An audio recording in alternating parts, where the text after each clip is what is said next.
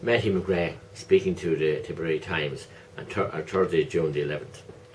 I am delighted to have constructed a bill, and it's an amendment, Disability Amendment Act 2014.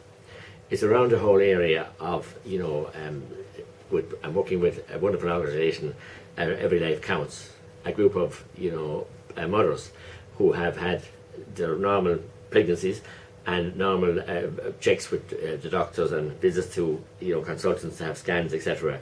And in some cases, and they will give testimony here next Tuesday themselves in the AV room, when they go in for the scans and then they're back in the waiting room, and sometimes consultants and maybe a number of different consultants from different disciplines will arrive to them, and in some cases bluntly tell them that their unborn baby that they know and feel inside them is incompatible with life. This is a crude terminology, incompatible with life. My Disability Amendment Bill is to amend the Principal Act and order regulations, and it's not threatening or intimidating the medical practitioners and nurses. It's not at all. It's to encourage a conversation around the whole use of this language. As everybody knows, we have deleted the words bastard and illegitimate and words like those from our everyday vocabulary, and thankfully. And this is something similar, that we will have a more compassionate, a more, a perinatal hospice kind of care, and a greater understanding of the kind of terminologies that people use to deliver what is really a devastating diagnosis to a mother, and indeed her partner, her husband, and indeed her family, maybe if they have other siblings. And the women that will come, Tracy Hacken and others, will testify in the AV room here to any members. I've invited all members of the Dáil to how they have, after getting that devastating diagnosis, have brought their unborn babies to full gestation and to birth and delivery, and in some cases lived, as we'll have one lady from Cavan with her child of 9. Others have them had for a number of months, years, and sometimes only days or even hours.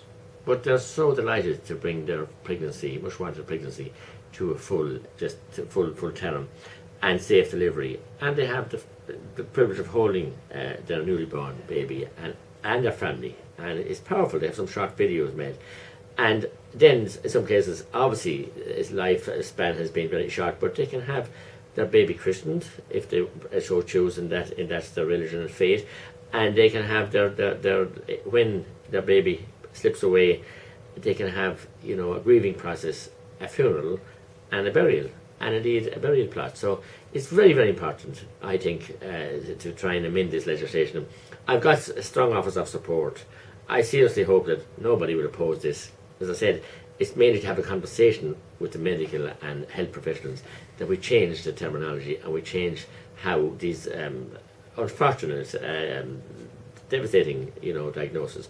As a parent who has had 8 children with my wife and 2 grandchildren now, I fully understand. I suppose I can never understand, or will never be able to understand, because thankfully they were all born healthy, and we never got that news. But I can imagine when you've gone through that situation, the news, and I fully support the frontline nurses and doctors, in the system, who are under pressure and everything else. And it's only a case of having a conversation around the use of language, get it kind of removed in legislation, and then encourage people not to use that, and calling for a proper perinatal support services.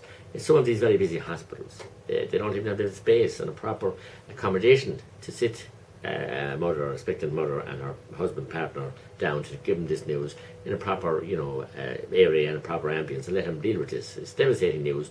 They need to be a whole change of emphasis on how these diagnoses are communicated to the mother stroke patient, in a hospital setting. So they have some good areas in Europe where they have proper perinatal care, and people are able to get this diagnosis, and just hopefully to remove those crude words, incompatible with life.